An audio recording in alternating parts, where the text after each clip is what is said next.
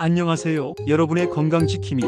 오늘은 아주 중요한 이야기를 해볼까 합니다. 2025년 여름 역대급 폭염이 예고되면서 특히 우리 시니어 세대의 건강관리에 빨간불이 켜졌다는 소식 혹시 들으셨나요? 그냥 더위겠거니 하고 대수롭지 않게 넘기셨다면 잠깐만요. 이 이야기는 여러분의 건강은 물론 삶의 활력까지 좌우할 수 있는 아주 흥미로운 비밀을 담고 있습니다. 어르신들은 체온 조절 기능이 약해지고 만성 질환을 가지고 계신 경우가 많아서 폭염에 특히나 취약하시거든요. 실제로 온열 질환으로 응급실을 찾으시는 분들 중에는 80대 이상 어르신들의 비율이 가장 높다고 하니 이건 정말 심각하게 받아들여야 할 문제겠죠. 하지만 걱정 마세요. 오늘 제가 알려드릴 이 핵심 수칙들만 잘 지키셔도 올여름 건강하고 활기찬 모습으로 폭염을 시원하게 이겨내실 수 있을 거예요. 자, 그럼 지금부터 그 비밀을 하나씩 풀어볼까요?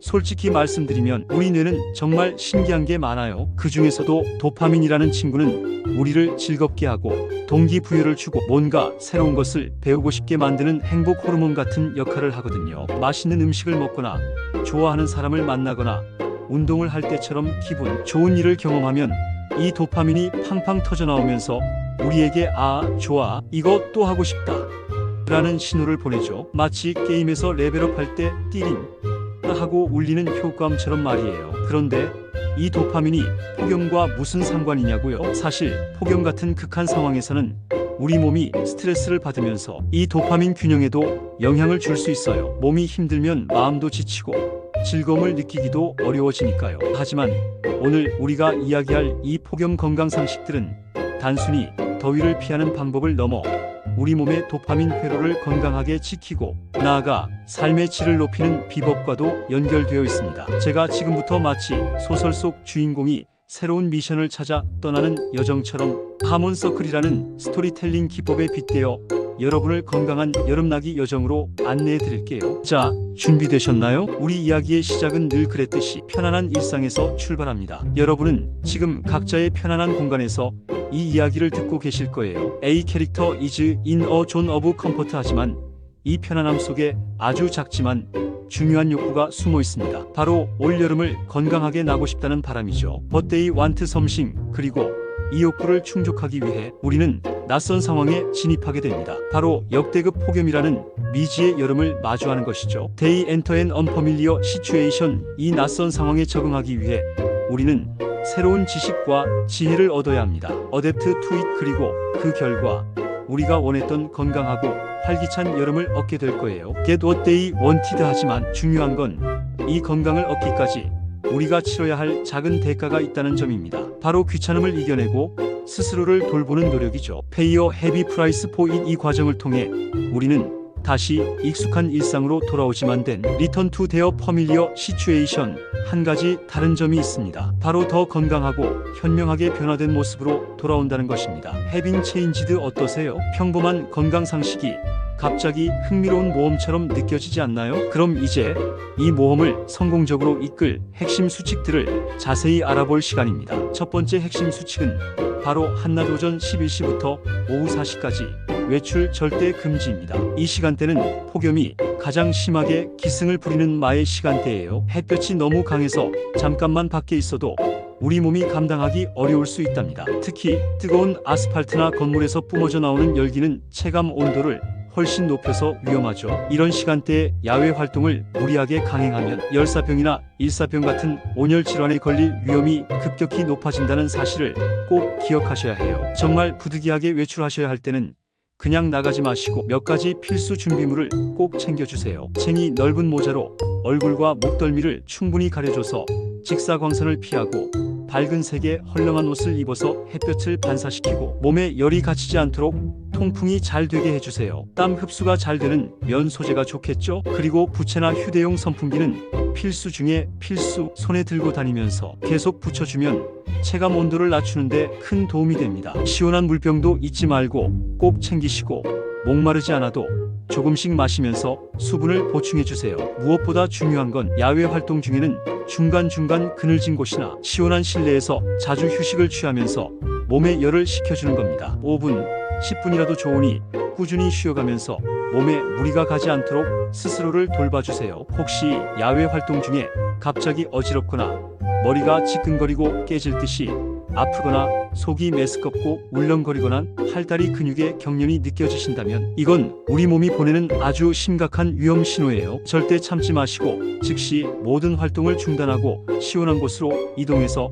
편안하게 휴식을 취하셔야 합니다. 옷을 느슨하게 하고 시원한 물을 마시면서 체온을 낮춰주세요. 만약 증상이 심해지거나 의식을 잃는 등 위급한 상황이라고 판단되시면 망설이지 말고 바로 119에 연락해서 도움을 요청해야 합니다. 초기 대처가 늦어지면 생명의 위협이 될 수도 있으니 우리 몸의 신호를 무시하지 마세요. 두 번째 수칙은 수분 섭취는 갈증이 나기 전에 미리미리 그리고 꾸준히입니다. 나이가 들수록 갈증을 느끼는 감각이 좀 둔해지는 경향이 있어요. 젊을 때는 목마르면 바로 물을 찾게 되지만 어르신들은 갈증을 느끼지 못하거나 느껴도 미루는 경우가 많다고 합니다. 그래서 갈증을 느꼈을 때는 이미 몸의 탈수가 상당히 진행되었을 가능성이 높아요. 탈수는 단순한 갈증을 넘어 어지럼증, 무기력증, 심하면 의식 저하까지 유발할 수 있는 아주 위험한 상태입니다. 특히 고령층은 신장 기능이 저하되어 수분 재흡수 능력이 떨어지기 때문에 탈수 위험이 더욱 높아요. 땀을 많이 흘리지 않아도 실내에서 생활하시면서도 우리 몸에서는 끊임없이 수분이 빠져나가고 있다는 사실 알고 계셨나요? 호흡을 통해서도 피부를 통해서도 미세하게 수분이 증발하고 있답니다. 그러니 하루에 최소 1.5리터 이상의 물을 조금씩 자주 마시는 습관을 들이셔야 해요. 아침에 일어나서 한 잔, 식사 전, 잠자리에 들기 전, 그리고 중간중간 수시로 마시는 것을 추천합니다. 목마르지 않아도 꾸준히 마시는 것이 포인트입니다. 물컵을 항상 가까이 두거나 시간을 정해 알람을 맞춰두는 것도 좋은 방법이에요. 물 대신 다른 음료를 마시는 건 어떨까요? 이온 음료는 당분이 많이 들어있을 수 있으니 너무 많이 드시는 건 피해 주시는 게 좋아요. 특히 당뇨를 앓고 계신 분들은 주의가 필요합니다. 그리고 카페인이 많이 들어있는 커피나 녹차, 그리고 이뇨작용을 촉진하는 알코올은 오히려 몸속 수분을 밖으로 내보내 탈수를 가속화시킬 수 있으니 폭염이 심할 때는 가급적 자제하시거나 섭취량을 줄이시는 것이 좋습니다. 우리 몸에 가장 좋은 수분 보충제는 역시 깨끗한 물이랍니다. 맹물 마시는 게 너무 힘들다면 보리차처럼 구수한 차를 미지근하게 마시는 것도 좋은 방법이에요. 하지만 차 종류도 카페인 함량을 확인하고 마시는 게 좋겠죠. 세 번째 수칙은 실내는 시원하게, 너무 무리한 절전은 금물입니다. 여러분의 건강은 그 어떤 전기요금보다도 소중하다는 사실을 잊지 마세요. 에어컨이나 선풍기를 적절히 활용해서 실내 온도를 26도에서 28도 정도로 유지해주세요. 이 온도는 우리 몸이 쾌적함을 느끼면서도 에너지 효율을 높일 수 있는 적정 온도랍니다. 가끔 전기요금이 걱정돼서 더운 걸 꾹 참으시거나 에어컨을 아예 켜지 않으시는 분들이 계신데 그러다 보면 온열 질환으로 쓰러지거나 병원 신세를 치게 될 수도 있어요. 건강을 잃으면 훨씬 더 큰 비용과 고통이 따를 수 있다는 걸 생각하면 시원하고 안전하게 지내는 것이 결코 낭비가 아니랍니다. 오히려 현명한 소비라고 할 수 있죠. 에어컨을 너무 오래 틀기 부담스러우시면 에어컨과 선풍기를 함께 사용해서 냉방 효율을 높이는 방법도 있어요. 에어컨 바람이 실내 전체에 골고루 퍼지도록 선풍기나 서큘레이터를 같이 틀어주면 훨씬 시원하게 느껴지고 전기요금도 절약할 수 있습니다. 주기적으로 창문을 열어 환기를 자주 시켜주는 것도 중요해요. 실내 공기를 신선하게 유지하고 답답함을 해소하는 데 도움이 됩니다. 그리고 미지근한 물로 샤워를 자주 해서 몸에 열을 식혀주는 것도 더위를 이기는 데 큰 도움이 됩니다. 찬물 샤워는 순간적으로 시원함을 주지만 몸이 놀라거나 혈압에 영향을 줄 수 있으니 미지근한 물로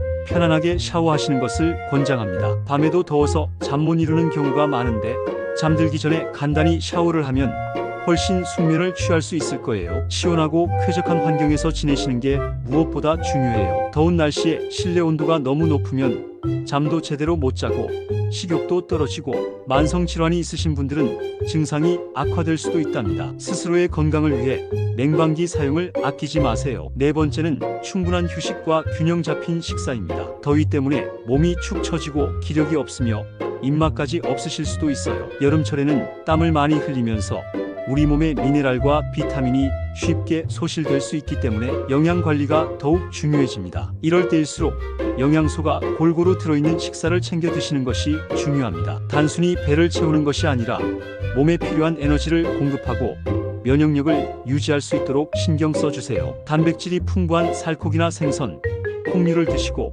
비타민과 무기질이 가득한 신선한 채소와 과일을 충분히 섭취하는 것이 좋습니다. 혹시 식사가 너무 힘들고 소화가 잘 안 된다면 너무 무리해서 드시지 마시고 소화가 잘 되는 죽이나 부드러운 수프, 시원한 과일 등을 드시면서 부족한 영양을 보충해 주세요. 여름철 입맛을 돋우는 새콤달콤한 과일은 수분 보충에도 탁월하답니다. 그리고 가벼운 운동이나 스트레칭도 잊지 마세요. 너무 격렬한 운동은 폭염 시에는 오히려 몸에 부담을 줄 수 있으니 피하는 것이 좋지만 실내에서 간단하게 맨손 체조나 스트레칭, 요가 등을 꾸준히 해주시는 것만으로도 신체 기능이 저하되는 것을 막고 근육을 유지하며 활력을 되찾는 데 도움이 됩니다. 햇볕이 뜨겁지 않은 아침 일찍이나 해가 진 저녁에 시원할 때 가볍게 산책하는 것도 좋고요. 잠도 아주 중요해요. 열대야 때문에 잠 못 이루는 분들이 많으실 텐데요. 수면의 질은 우리 건강에 직접적인 영향을 미칩니다. 침실은 어둡고 조용하며 서늘하게 만들어 숙면에 적합한 온도인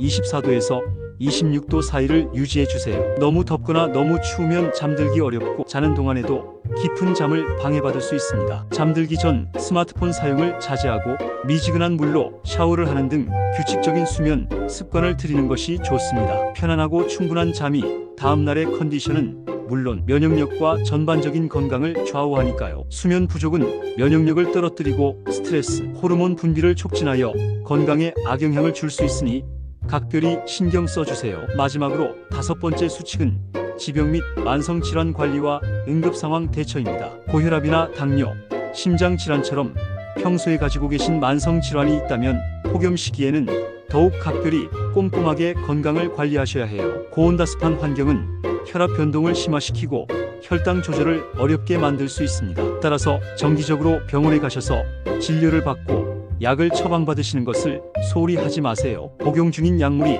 폭염에 어떤 영향을 미칠 수 있는지 의사나 약사와 상담하는 것도 매우 중요합니다. 혹시 갑자기 혈압이 오르거나 혈당이 너무 떨어지는 등의 이상 증상이 나타나면 즉시 병원을 방문하거나 의료진의 도움을 받으셔야 합니다. 가정에서 혈압계나 혈당계를 비치해 두고 매일 측정하는 습관을 들이는 것도 좋습니다. 혹시 폭염으로 인해 어지러움이나 정신이 혼미해지는 등의 온열 질환 증상이 나타나면 지체 없이 119에 연락해서 도움을 요청해야 합니다. 초기 증상이 나타났을 때 빠르게 대처하는 것이 생명을 살리는 골든타임을 놓치지 않는 길입니다. 주변에 도움을 요청할 수 있는 비상 연락망을 미리 확보해 두는 것도 현명한 방법이에요. 그리고 가족이나 이웃분들과 자주 연락해서 서로의 안부를 확인하는 것도 아주 좋은 방법입니다. 특히 혼자 계시는 어르신들은 폭염에 더욱 취약할 수 있으니 주변에서 관심을 가지고 정기적으로 안부를 확인하고 필요한 도움을 제공해 주시는 것이 중요합니다. 지자체에서 운영하는 독거노인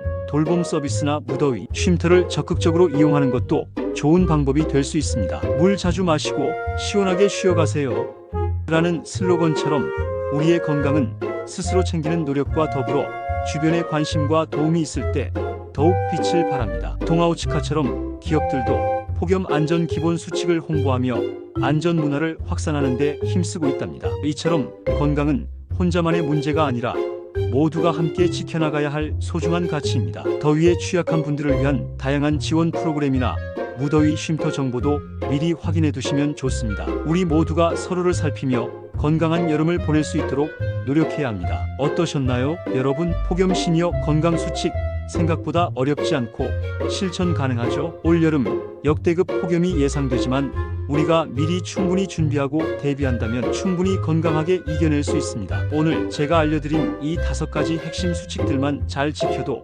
여러분의 여름은 분명히 달라질 거예요. 마치 잘 짜인 모험의 결말처럼 우리는 이 폭염이라는 낯선 상황을 성공적으로 극복하고 더욱 건강하고 활기찬 모습으로 일상으로 돌아올 수 있을 겁니다. 그리고 그 과정에서 얻는 작은 성취감들이 바로 여러분의 도파민 수치를 건강하게 끌어올려 줄 거예요. 우리 뇌는 작은 성공에도 긍정적인 반응을 보이거든요. 예를 들어 매일 물 2리터를 마시는 목표를 달성하거나 30분씩 가벼운 운동을 꾸준히 하는 것만으로도 뇌는 기쁨을 느끼고 더 많은 도파민을 분비하게 됩니다. 이런 긍정적인 순환이 지속되면 몸과 마음이 더욱 건강해질 거예요. 그러니 오늘부터 이 수칙들을 하나하나 실천해 보시면서 스스로를 칭찬하고 격려해 주세요. 나는 할 수 있어.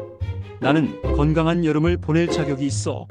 라고 스스로에게 긍정적인 메시지를 보내는 것도 중요합니다. 그리고 이 중요한 정보는 주변의 어르신들이나 사랑하는 가족분들께도 꼭 공유해 주셔서 다 함께 건강하고 시원한 여름을 보내시길 바랍니다. 우리 모두가 조금만 더 신경 쓰고 노력한다면 폭염은 더 이상 두려운 존재가 아닐 거예요. 가장 시원한 여름은 건강한 당신입니다. 이 말을 꼭 기억해 주세요. 다음번에도 더 유익하고 재미있는 이야기로 찾아올게요. 그때까지 모두 건강하세요. 지금까지 여러분의 든든한 건강지킴이었습니다. 감사합니다.